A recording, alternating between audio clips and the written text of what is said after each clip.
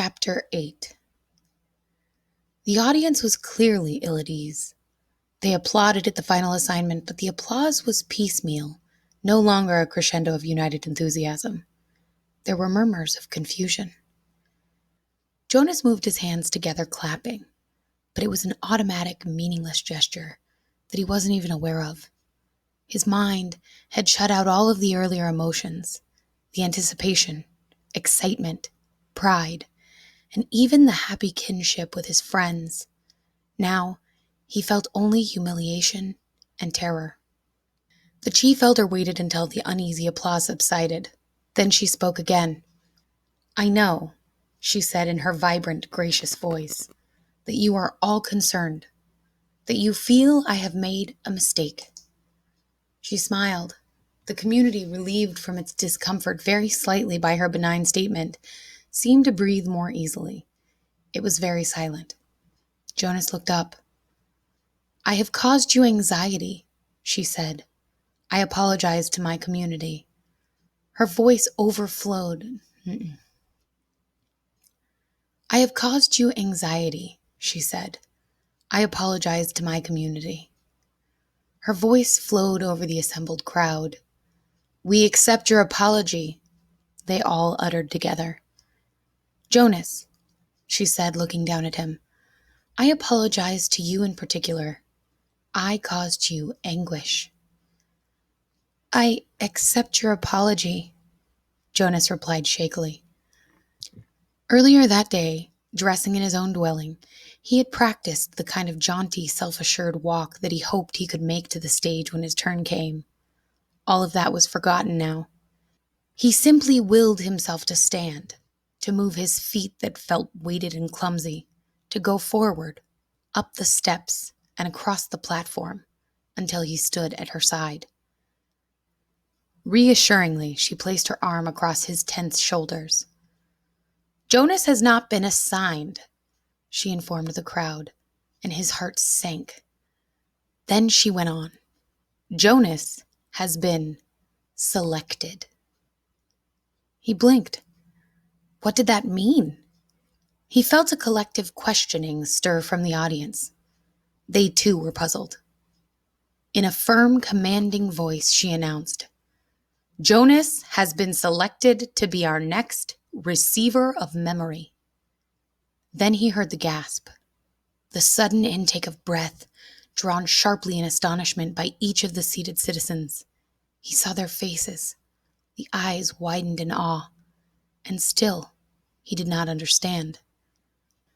"Such a selection is very, very rare," the chief elder told the audience. "Our community has only one receiver. It is he who trains his successor." "We have had our current receiver for a very long time," she went on. Jonas followed her eyes and saw that she was looking at one of the elders. The committee of elders were sitting together in a group, and the chief elder's eyes were now on one who sat in the midst but seemed oddly separate from them. It was a man Jonas had never noticed before, a bearded man with pale eyes. He was watching Jonas intently. "We failed in our last selection," the chief elder said solemnly. "It was 10 years ago, when Jonas was just a toddler.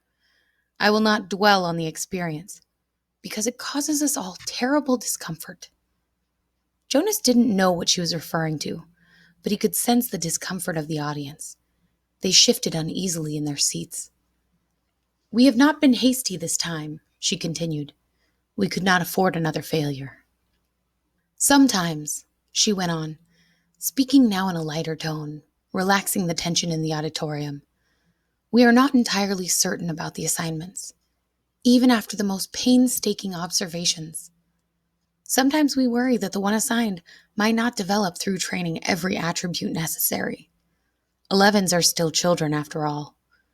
What we observe as playfulness and patience, the requirements to become nurturer, could, with maturity, be revealed as simply foolishness and indolence. So we continue to observe during training and to modify behavior when necessary. But the receiver in training cannot be observed, cannot be modified. That is stated quite clearly in the rules. He is to be alone, apart, while he is prepared by the current receiver for the job which is the most honored in our community. Alone? Apart? Jonas listened with increasing unease. Therefore, the selection must be sound. It must be a unanimous choice of the committee. They can have no doubts, however fleeting. If, during the process, an elder reports a dream of uncertainty, that dream has the power to set a candidate aside instantly. Jonas was identified as a possible receiver many years ago. We have observed him meticulously. There were no dreams of uncertainty. He has shown all of the qualities that a receiver must have. With her hand still firmly on his shoulder, the chief elder listed the qualities. Intelligence, she said. We are all aware that Jonas has been a top student throughout his school days. Integrity, she said next. Jonas has, like all of us, committed minor transgressions. She smiled at him. We expect that. We hoped also that he would present himself promptly for chastisement, and he has always done so. Courage, she went on. Only one of us here today has ever undergone the rigorous training required of a receiver. He, of course, is the most important member of the committee, the current receiver. It was he who reminded us again and again of the courage required.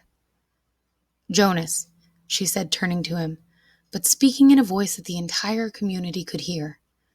The training required of you involves pain, physical pain. He felt fear flutter within him. You have never experienced that. Yes, you have scraped your knees in falls from your bicycle. Yes, you crushed your finger in a door last year. Jonas nodded, agreeing as he recalled the incident and its accompanying misery. But you will be faced now, she explained gently, with pain of a magnitude that none of us here can comprehend, because it is beyond our experience. The receiver himself was not able to describe it, only to remind us that you would be faced with it, that you would need immense courage. We cannot prepare you for that, but we feel certain that you are brave, she said to him.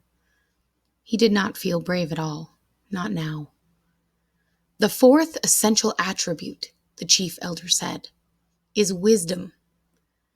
Jonas has not yet acquired that. The acquisition of wisdom will come through his training.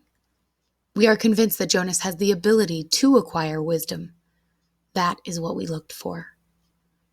Finally, the receiver must have one more quality, and it is one which I can only name but not describe. I do not understand it. You, members of the community, will not understand it either.